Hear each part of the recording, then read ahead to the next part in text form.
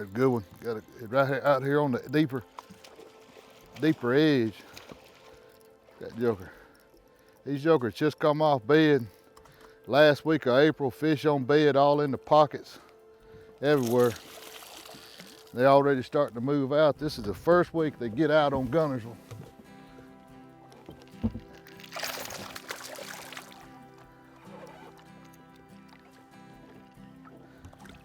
Move out here on these mostly 12 to 15 foot places. Fish look like they already, some of them postponed, some of them may be pre-spawned. These fish are fat. He was right out here on the edge where he's supposed to be. We just caught a 5-pounder when we pulled up that was kind of up on the hump a little bit. Pretty fish. That'll be a small one for the Bassmaster Classic. What we got right here, we got a big spawning flat that comes in here and makes a little turn that way and a turn back. It opens up real big, and then right here it goes behind the island. And we just kind of sit here in the fork of it. And this is like the first hump that you come to that goes from like 8 down to 12, down to like 17. Coming out of there, and these fish are using this place to stage going in, going out. We just caught a 5-pounder and a 4-pounder, and they both kind of look like they was maybe pre-spawn fish. And there's a lot of fish on bed up in the shallows, but it got pretty cool last night, and this morning we didn't see a lot of females, just a lot of males, so we decided to drop back out here. This is the last week of April, and it's typically the first week that fish go to get deep on Guntersville. And most time when fish move toward the deeper water, the first thing they do is get on the deep places inside of coves and pockets, protected, kind of the first deep place on the way out. You just stay here about a week or two, and then the shed will go to spawning, and they'll feed up on the spawning shed, and then, during the summer they usually move out on the deeper stuff where the more current is, current orientated and stuff. And we're just taking this crankbait, and I like to reel it pretty fast because when the fish hits the bait, I like for him to be reeling it fast enough that he gets it. And I don't do anything any different. When the fish bites, I don't change anything.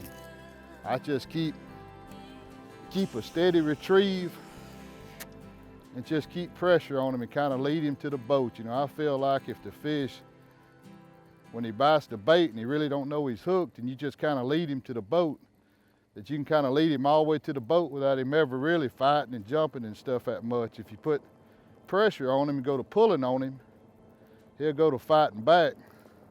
And a lot of times he'll tear off the hook on the crankbait. So I don't never do nothing different. When I get a bite, I just keep reeling and just lead him to the boat. You'll land more fish that way. You take the same fish. You can be fishing a place with a crankbait and reeling it fast like that.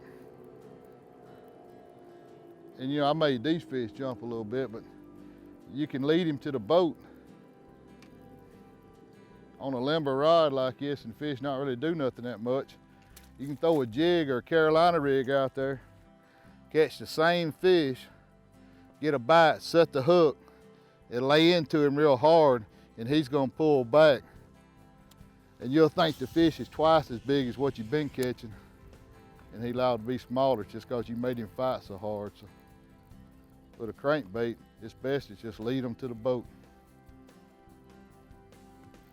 We're gonna get out here on the end of this thing. The 2 bites we had was kind of up on the 8 to 12, kind of up on top of it, and it drops off right out here in the creek channel. We're gonna get out here just a little deeper and see if we can get another one to bite.